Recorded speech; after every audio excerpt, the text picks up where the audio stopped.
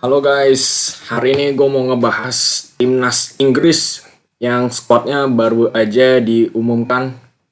26 pemain terakhir sudah dipilih oleh Gareth Southgate. Jadi kita ngebahas nih siapa aja yang akhirnya dibuang sama Gareth Southgate. Jack Grealish, Harry Maguire, James Maddison, Jared Braithwaite, James Trafford, Curtis Jones, Jarell Quansah. Jadi ada beberapa nama nih yang mengejutkan, terutama Jack Grealish. Memang betul di Manchester City dia memang mainnya nggak begitu bagus musim ini.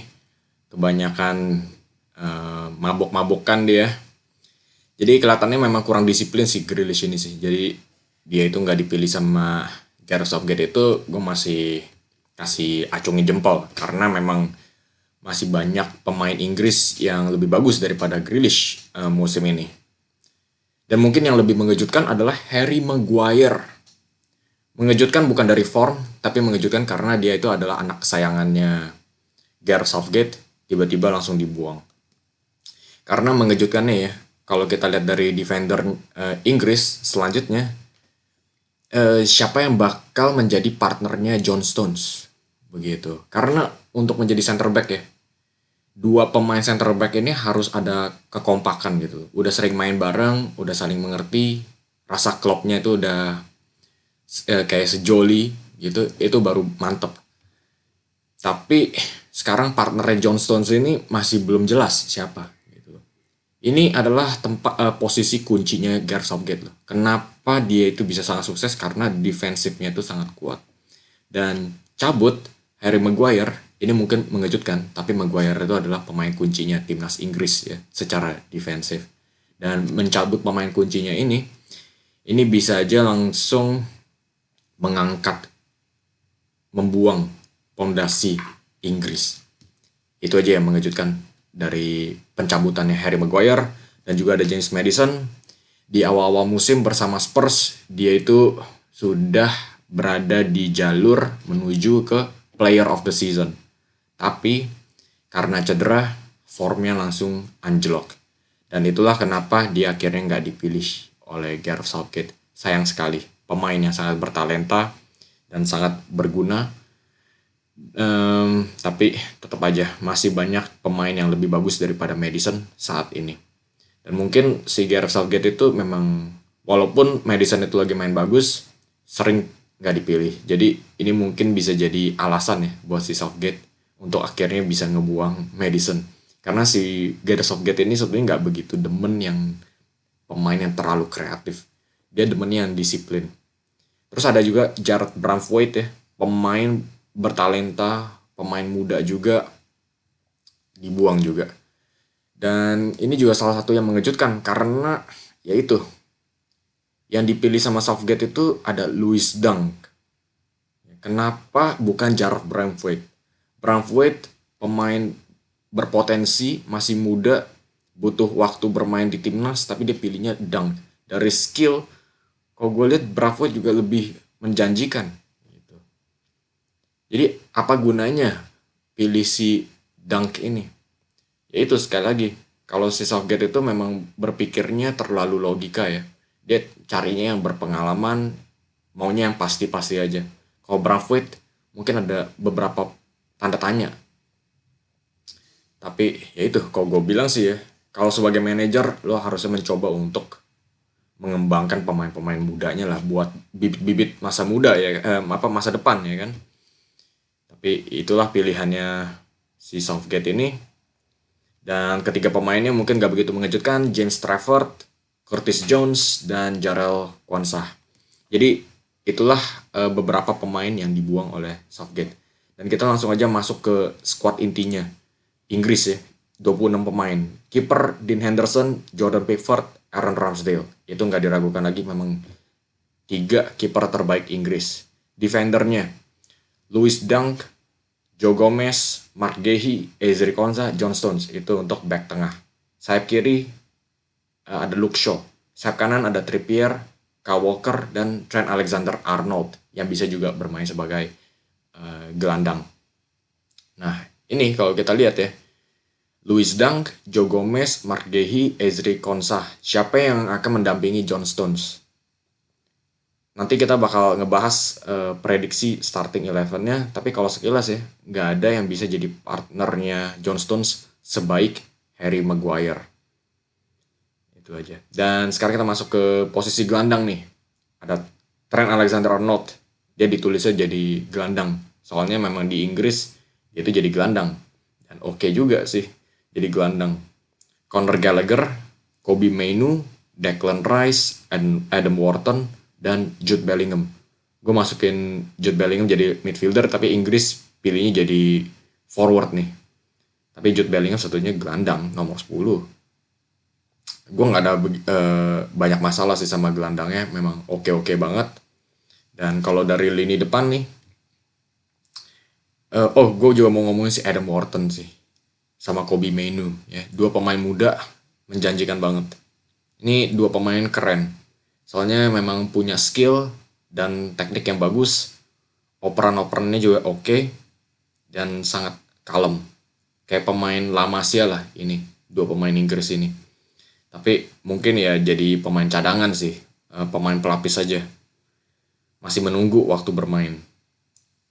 Dan juga lini depan nih sekarang kita masuk ya. Ini seru banget. Memang perbandingannya lini depan sama lini belakangnya Inggris itu kayak Bajaj sama Ferrari sih. Soalnya lini depannya tuh mantep banget. Jarrod Bowen, Eberechi Eze, Phil Foden, Anthony Gordon, Harry Kane, Cole Palmer, Bukayo Saka, Ivan Toney, Oli Watkins. Bener-bener banjir talenta. Jadi kita nggak usah lama-lama ya. Kita bakal ngebahas lagi di mana nih? Di tactics board ya. Kita masukin coba satu-satu. Siapa yang akan menjadi starting 11 Manchester United kok. Inggris nomor satunya. Gue pilihnya si Pickford. Ya kan, itu nggak diraguin lagi ya. Memang nama yang pasti nih di timnas Inggris si Pickford. Tapi gue nggak ada masalah juga sih sama Ramsdale sama si siapa tuh? Dean Henderson. Cuma Pickford itu memang udah paling berpengalaman. Saya kiri, coba tebak kalian siapa? Ya mau nggak mau ya si Shaw ya. Back kirinya kalau gue lihat cuma Shaw doang tuh. Soalnya nggak ada siapa-siapa lagi yang bisa main kiri. Trippier doang mungkin yang jadi pelapisnya Luke Shaw. Tapi Trippier main jadi back kiri. Itu bukan posisi alaminya sih. Posisi back kiri. Ini sebetulnya posisinya si Maguire nih. Tapi kalau kita lihat lagi nih, siapa yang bisa mendampingi John Stones? Itu udah pasti. Pilihan kalian siapa? Louis Dunk, Joe Gomez, Mark Gehi, Ezri Konsa. Kalau gue sih pilihnya Mark Gehi ya. Soalnya dia itu bisa main bola ya. Dia bisa ngoper-ngoper dari belakang. Jadi berguna banget nih lawan tim yang bakal parkir bis. Butuh satu center back yang bisa ngoper. Ya sampingnya si John Stones sih. Pemain andalan. Nah itulah kenapa gue bilang kok Maguire dibuang ya. Soalnya si Stones itu juga bukannya yang selalu fit loh. Bisa aja dia mengalami cedera. Kalau udah cedera ya, siapa yang bisa jadi back tengahnya? Ini adalah pondasi terbesarnya Inggris loh. Kenapa Southgate itu jadi terkenal? Ya karena dia itu mainnya defensif, butuh defender yang kuat. Tapi kalau Stones cedera, nggak ada Maguire. Center back Inggris itu beneran nggak berpengalaman sama sekali di ajang internasional. Nah kalau sayap kanan nih, antara Trippier, Walker, atau Trent Alexander-Arnold. Gue sih hampir yakin nih, karena mindsetnya si Southgate itu yang lebih defensif. Gue pilihnya si Walker. Soalnya kalau lawan sayap-sayap cepat kayak Mbappe gitu ya, si Walker yang pasti dimainin, yang bisa ngadu sprint. Kalau jangkar, Declan Rice itu udah pasti ya, dia bakal jadi orang yang recovery ya, jadi tukang bersih jalanan. Nah dua box to box atau satu playmaker. Nomor 10 ya itu nggak disalahin lagi ya, nggak diraguin lagi ya. Jude Bellingham. udah berapa gol kemarin di La Liga, 21 golan ya, atau 22 gitu. Luar biasa banget. Dia itu bisa jadi box to box, bantu Declan Rice, tapi dia juga sama bagusnya di depan. Dan di sampingnya nih, posisi tengah, player of the seasonnya di Premier League, Phil Foden. Ya mungkin kalau Foden main di tengah ya, mungkin kesannya Inggris itu agak sedikit terlalu ringan. Itulah kenapa Rice sama Bellingham itu harus jadi partner. Dan kemungkinan mungkin kalau lawan tim besar bukan Foden. Mungkin Foden masuk ke sayap. Yang jadi tengah ini mungkin Conor Gallagher. Kalau lawannya itu kayak Prancis, Spanyol, Jerman, DKK. Mungkin terlalu ringan kalau masukin Foden. Tapi kalau lawan tim-tim biasa, Foden kayaknya yang tengah. Soalnya butuh satu pemain kreatif di sini yang bisa ngedribble-dribble, meliuk-liuk. Di sayap kanan. Nah, sayap kanan ini menarik nih. Mungkin ada penggemar Chelsea dan penggemar siapa tuh Arsenal yang nonton video ini.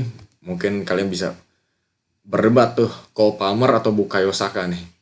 Kok gue bilang sih jelas ya, kalau gue pilih ya, gue penggemar berat si Palmer, jadi gue harus pilih Palmer sih. Bukayo Saka juga nggak kalah jagonya, cuma Palmer udah 20 gol, jauh lebih bagus daripada si Saka musim ini. Jadi gue harus pilih si Palmer sih, yang player of the season lagi ya. Jadi ya buat penggemar Arsenal, kalau kalian nggak setuju, kasih komen di bawah ya, alasannya kenapa Saka itu pantas. Di sayap kiri nih, sayap kiri ya, nggak ada Marcus Rashford. Terus juga nggak ada Jack Grealish. Nah, bingung gue siapa. Pilihannya itu ada Jarrod Bowen, tapi nggak berpengalaman di ajang internasional. Eberechi Eze juga sama statusnya, nggak berpengalaman. Yang paling alami ya, mungkin Anthony Gordon, kalau gue bilang. Gordon yang main. Ya, di Newcastle juga cakep juga dari kiri. Cuma ya itu, masalah pengalamannya. Apakah dia bisa bongkar di ini pertahanan timnas internasional? Dan kalau striker itu nggak bisa diragukan lagi ya, Harry Kane. Tapi pendampingnya juga cakep sih, Ivan Toney sama Oli Watkins. Tapi formasinya si Southgate ini sebenarnya bisa macam-macam kok.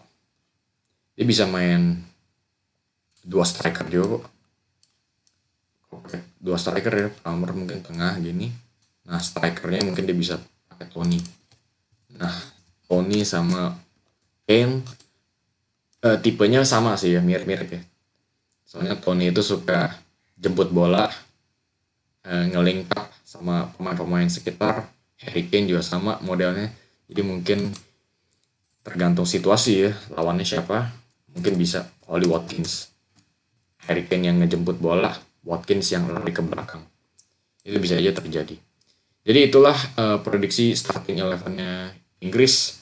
Kalau ada yang kurang dari pengamatan di video ini, jangan ragu-ragu, langsung tambahin komen kalian.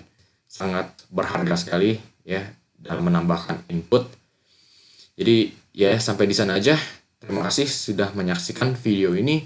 Kalau kalian enjoy seperti biasa, langsung klik like dan subscribe. Pastinya ini akan sangat membantu channel ini. Oke, sampai di sini aja video hari ini. Sampai jumpa di video selanjutnya.